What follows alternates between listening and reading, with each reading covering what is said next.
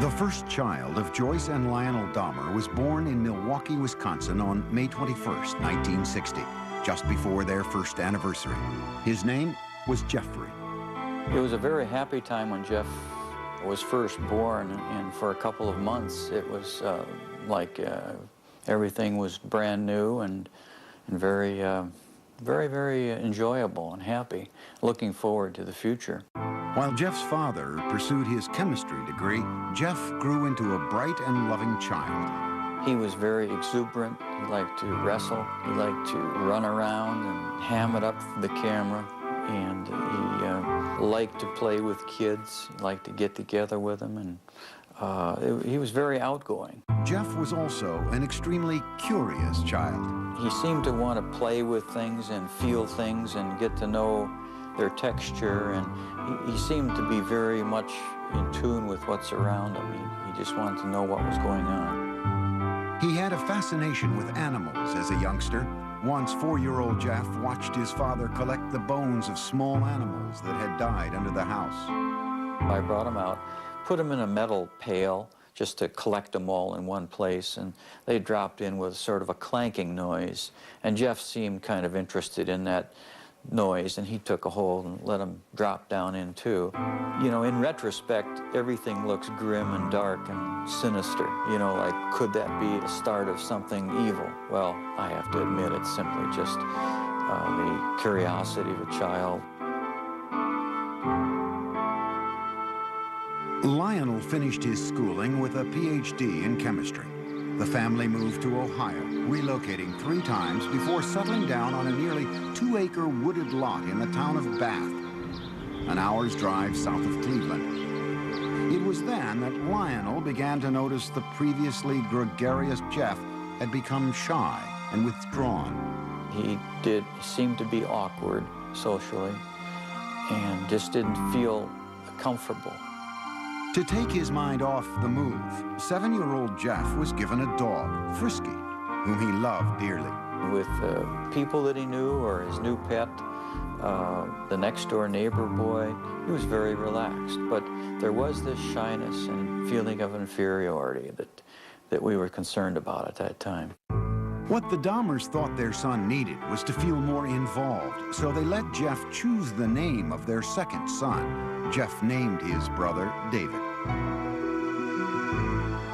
Lionel also encouraged his son to participate in activities that would include contact with other kids. What we were trying to do was to involve Jeff with activities with the thought that involvement would lead to human involvement, a forced, almost, interaction.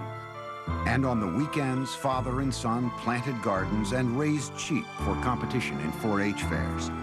To commemorate their gardening days, young Jeff gave his father a handmade card with a poem. There's a picture of me eating an ear of corn on the front, and Jeff says, "The squash and the pumpkins can never compare to the kind of dad who has curly hair." And it says, "This poem is from Jeff, and I love you to death." When Jeff was 10, his mother was hospitalized and treated for anxiety. From there, his parents' marriage began to fail. Jeff's fascination with nature and small animals continued into his teenage years, when he became curious about what they looked like on the inside. For specimens, he collected roadkill. Riding around the country roads in Bath, carrying garbage bags, Jeff searched for carcasses. Jeff brought the roadkill he found into the backyard of the house, and there in the secrecy of the woods, he dissected the animals. I really have become convinced that that was sort of the starting point in this downward spiral of his.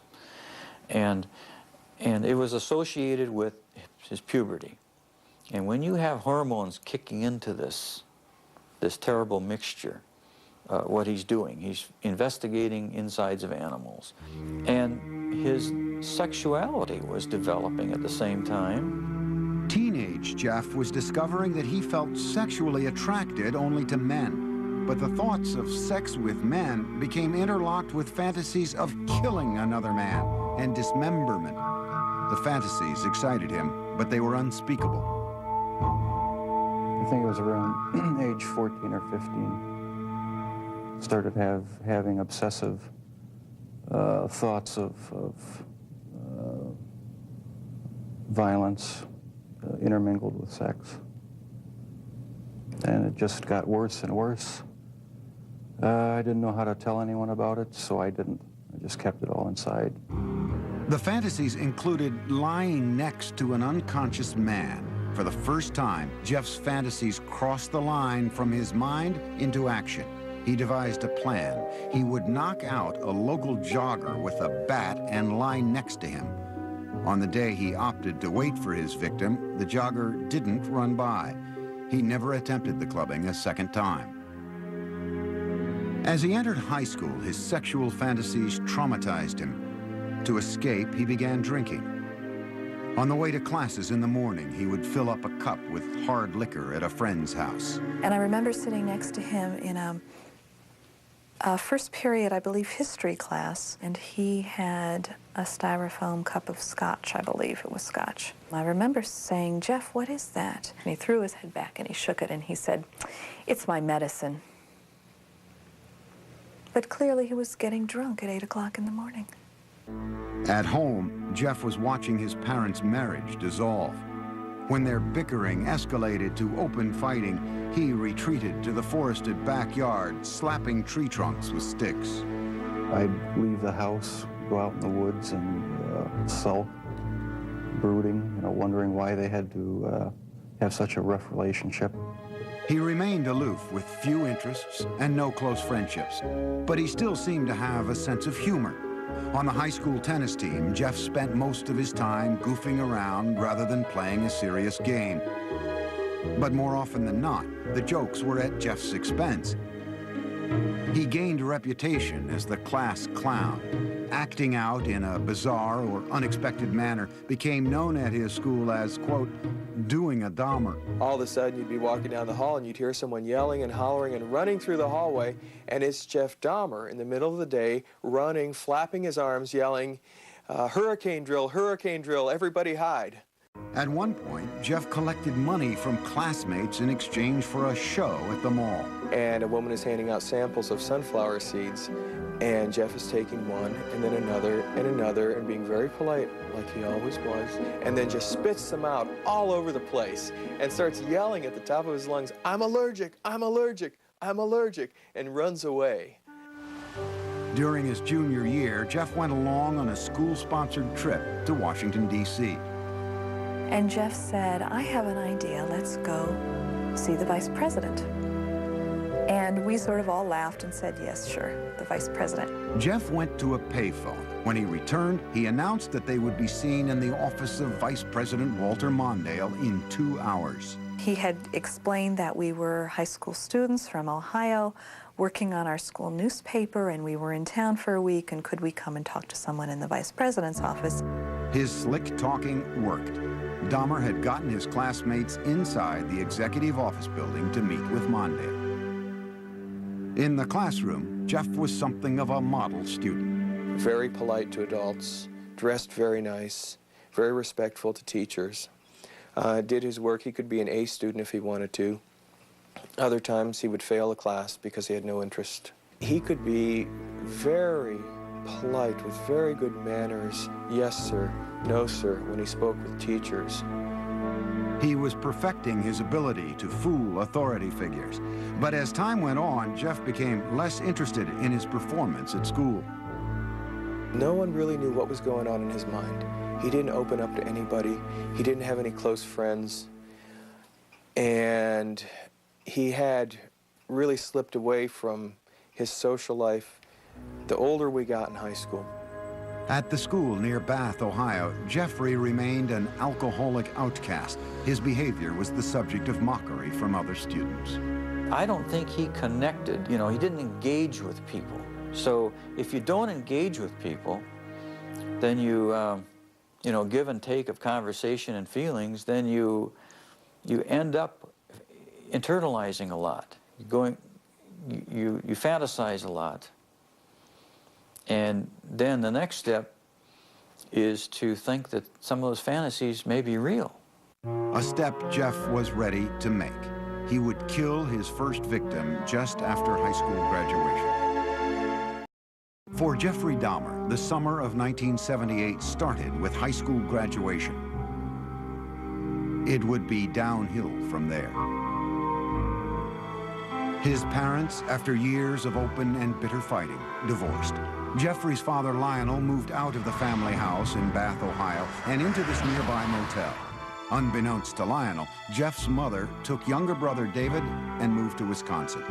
Jeffrey found himself home alone.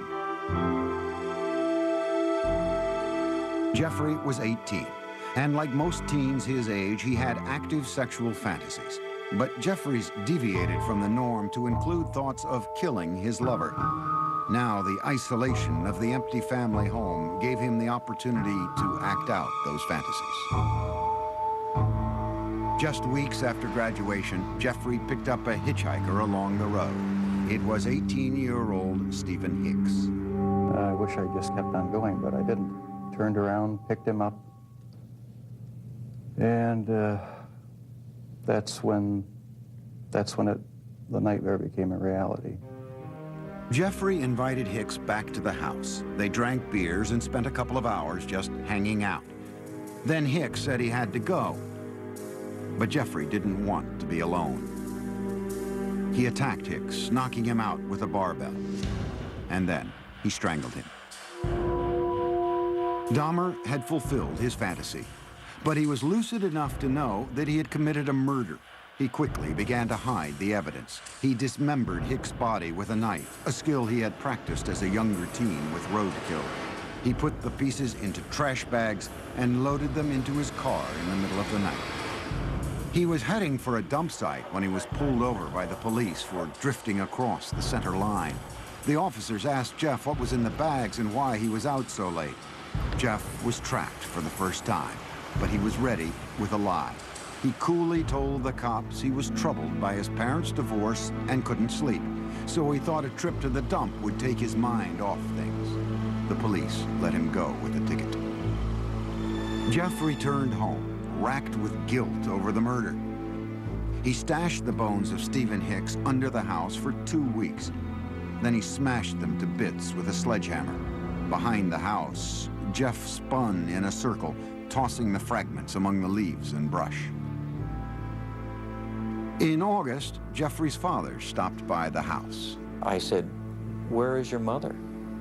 Where's Dave?" And he said, "They're gone." I said, "Well, what do you mean? They're gone, they've left." Jeff's father moved back into the house. He encouraged Jeff to find a job. But Jeff wasn't interested.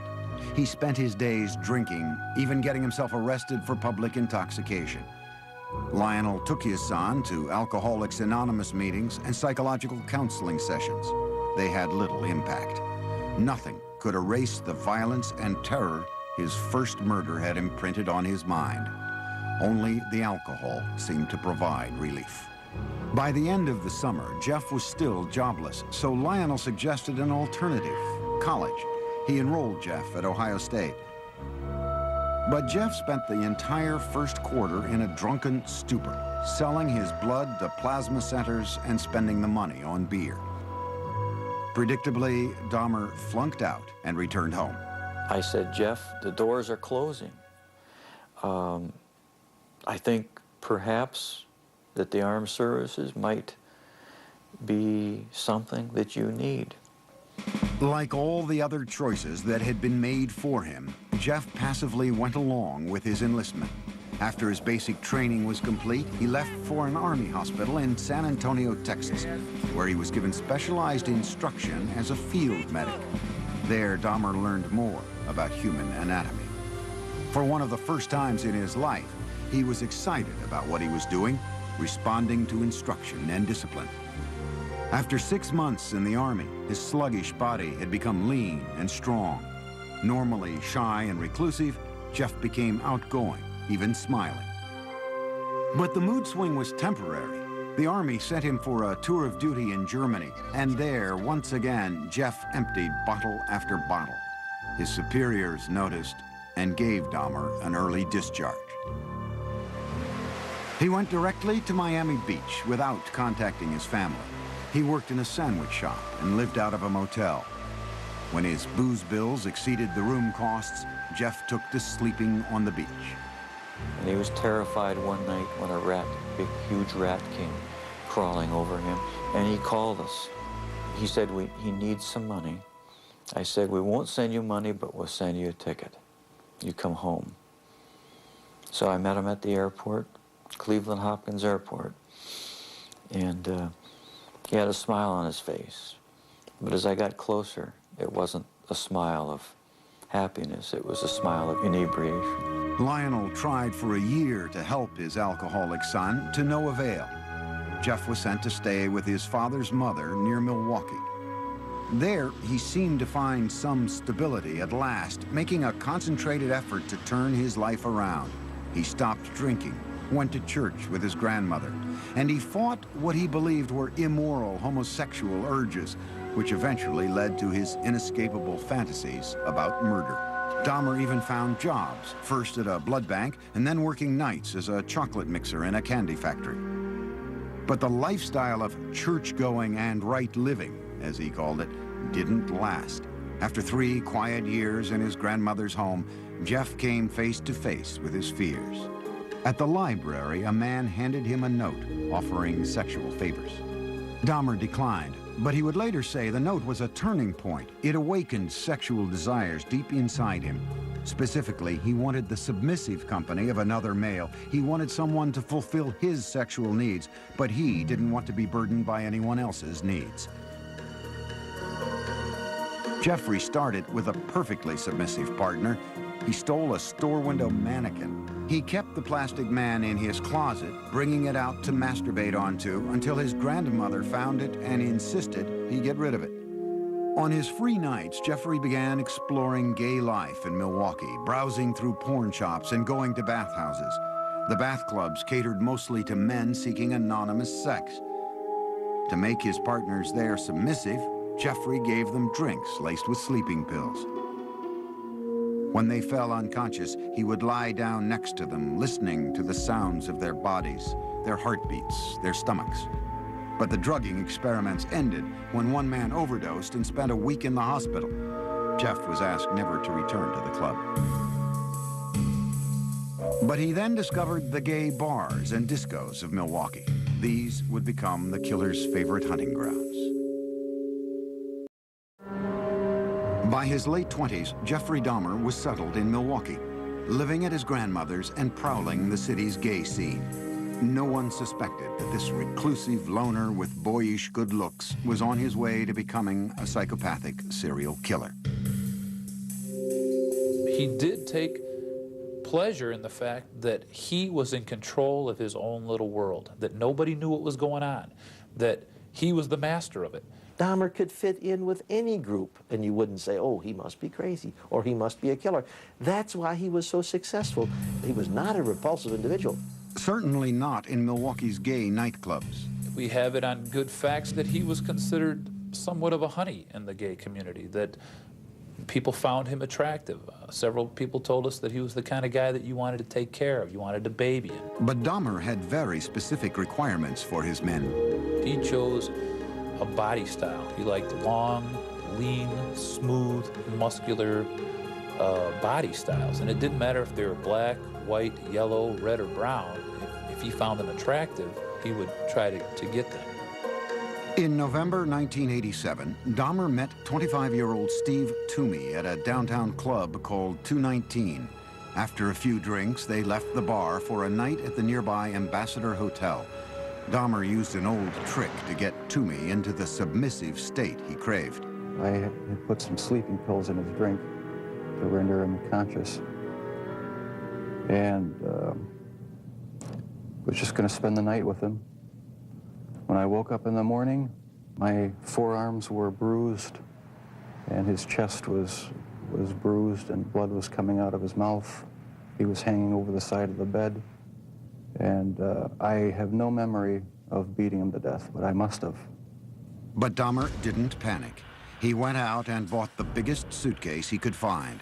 At the hotel, he crammed Toomey's body into the case, dragged it into a taxi, went back to his grandmother's house, and dismembered Toomey in the basement. That's when the obsession went into full swing. He decided after that second death that he would no longer attempt to control his desires, that he would give full rein to them, yield entirely to them, and after that his life became the pursuit of unmitigated sexual pleasure. Dahmer now decided to pursue his fantasies of ultimate control. It was no longer enough to have his partners submissive just for a night. He wanted to keep them that way forever. So with the intent to murder and then butcher the men he picked up, Dahmer returned to the clubs. At a bus stop outside 219, he met 14-year-old James Dockstader. Dahmer offered him $50 to spend the night with him. They took the bus back to Dahmer's grandmother's. While she slept, Jeff and Dockstader had oral sex. Then Dahmer drugged and strangled him, his preferred method for killing. He stated in no way did he ever want to hurt anybody, as funny as this sounds. That is the reason why he killed everyone by strangling them, because not only did he get the power and the thrill of committing the murder, but it was also the most humane way.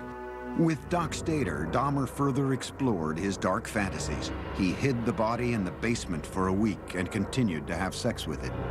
Most serial killers are sexual deviants who are social and psychological sociopaths and sexual sexualpaths who kill people for their own sexual gratification. Dahmer's was different than that. He was a true necrophiliac. He was trying to have sex with an unconscious or dead person. Once James Dockstader began to decay, Dahmer dismembered him in the basement near a floor drain, just as he had with Toomey. Dahmer was now drinking heavily again, especially on the nights he planned to murder. By the time he killed, he would be stone drunk. He drank because his conscience was so strong. This isn't a man that didn't know the difference of right from wrong. 2 months after killing Dockstader, Dahmer picked up 21-year-old Richard Guerrero from a Milwaukee bar, again offering him money to spend the night. In a familiar pattern, Dahmer drugged and strangled him. He spent a few hours with the corpse before dismembering it. He then placed the body parts into trash bags for the city garbage collection the next day.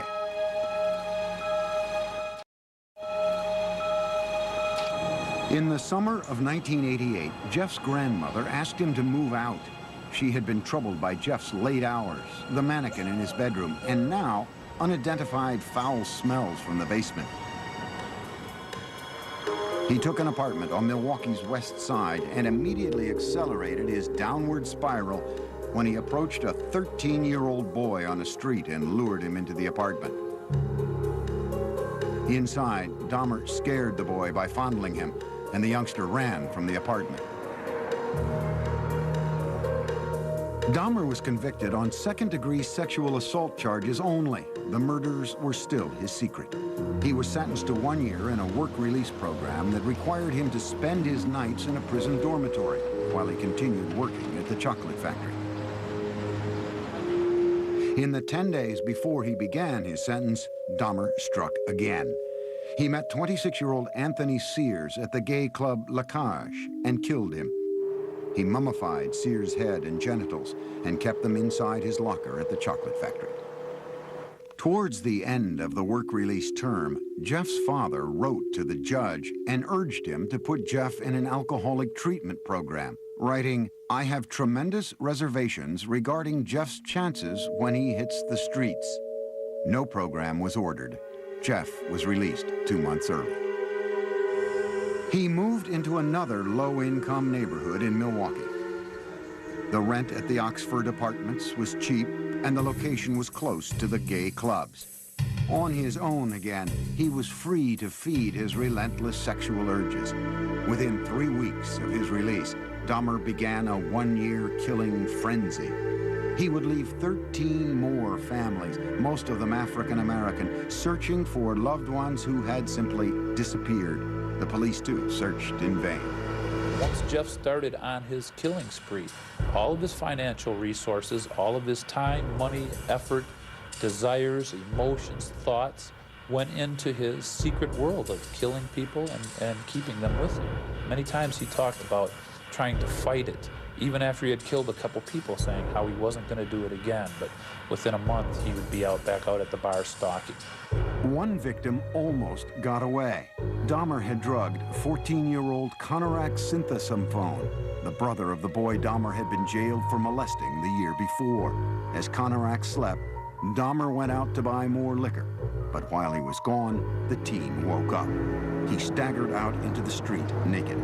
A concerned neighbor called 911. Milwaukee Emergency Operator 71. Okay, hi. I'm on 25th and State, and this is a young man. He is butt naked. He has been beaten up. He is very bruised up.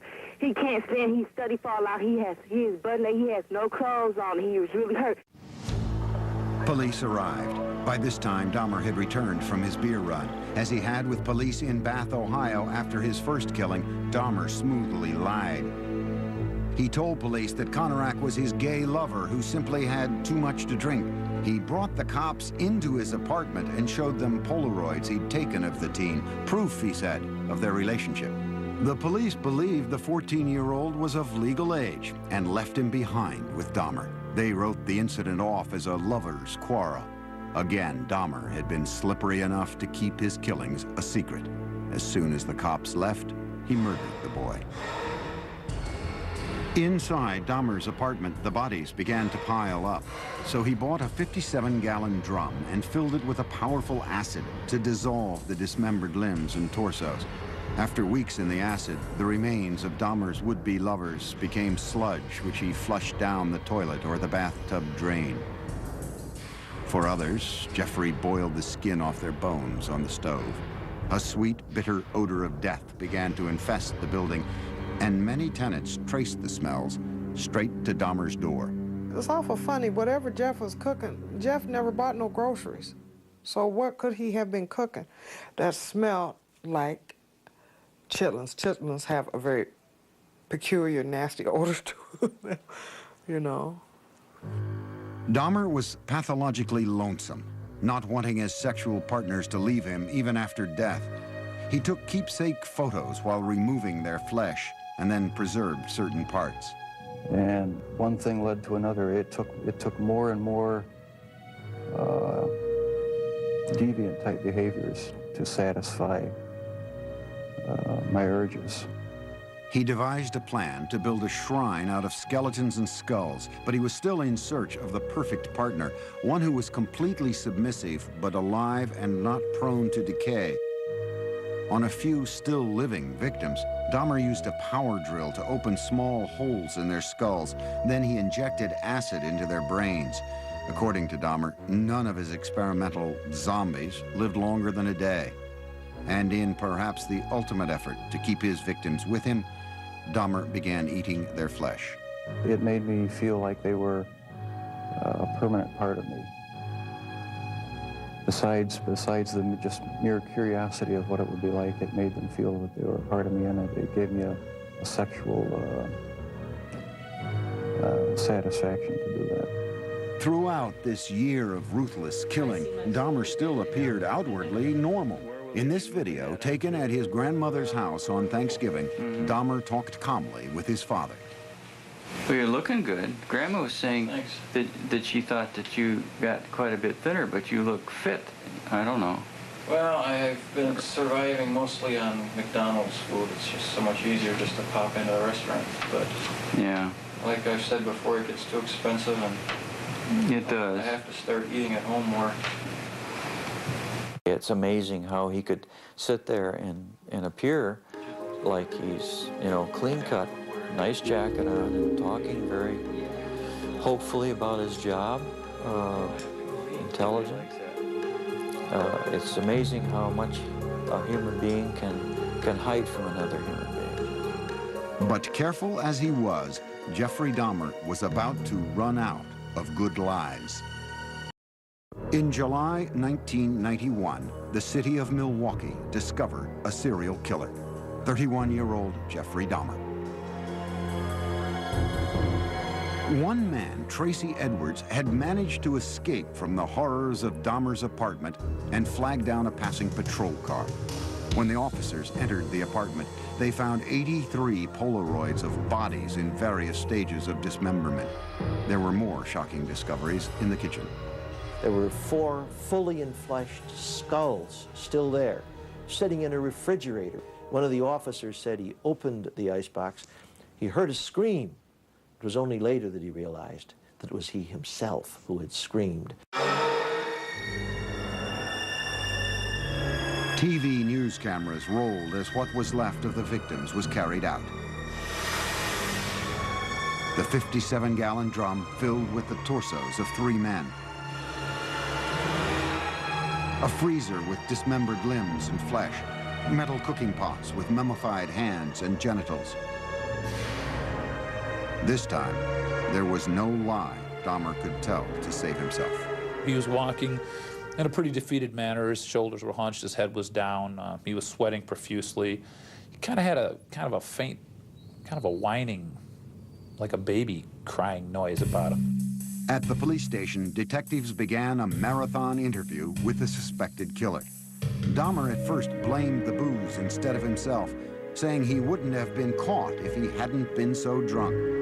But Dahmer was now clearly scared. The look of terror and almost hysteria that he had on his face in the interrogation room that first night as he was coming down off the alcohol and finally realizing that the gig was up. He was caught.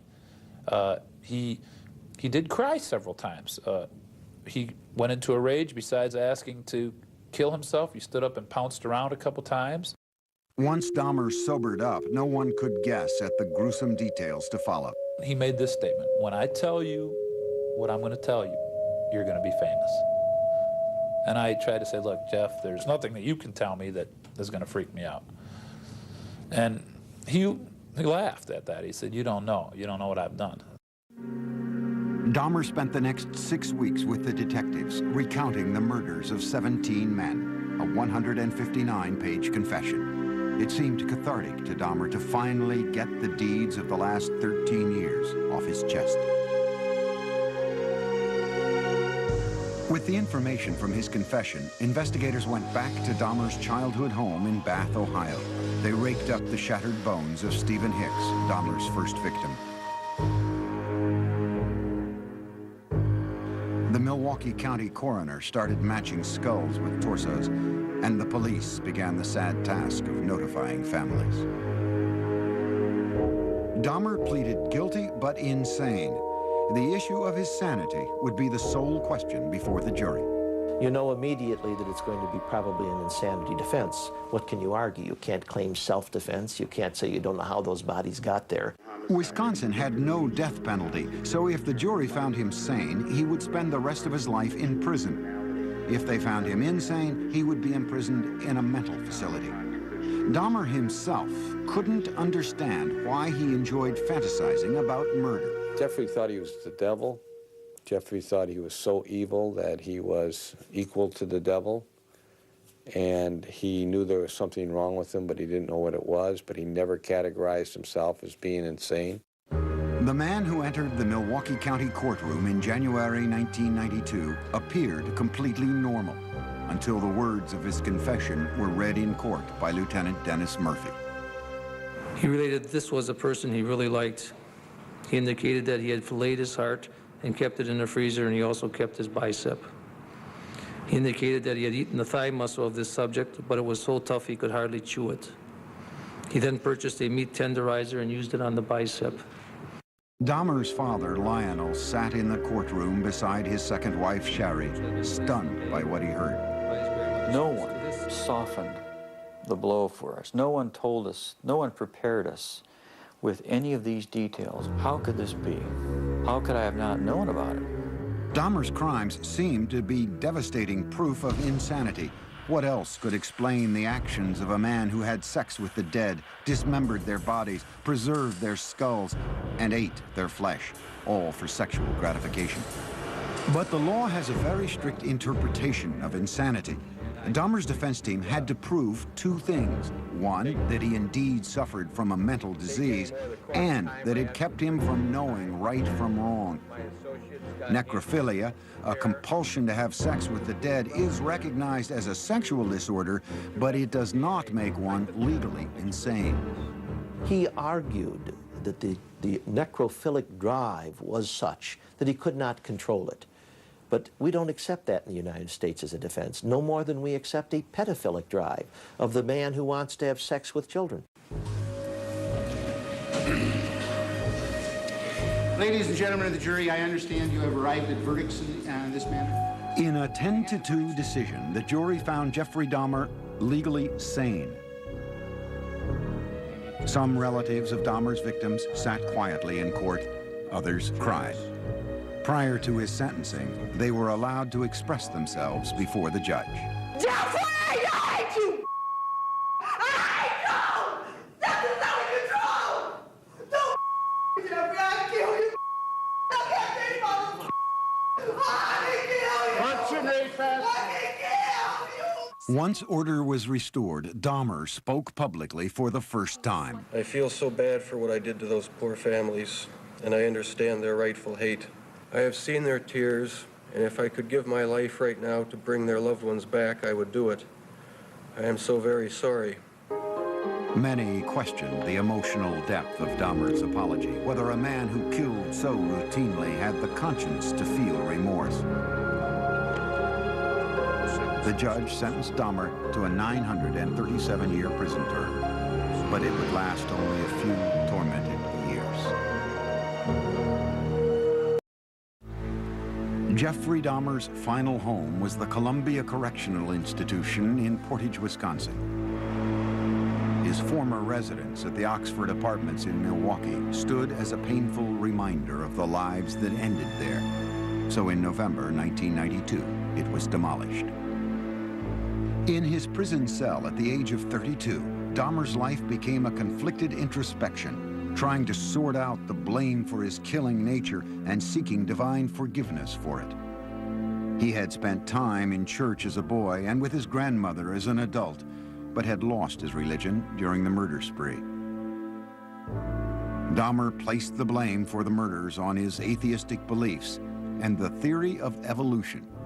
He said, if it all happens naturalistically, what's the need for a God? Can't I set my own rules?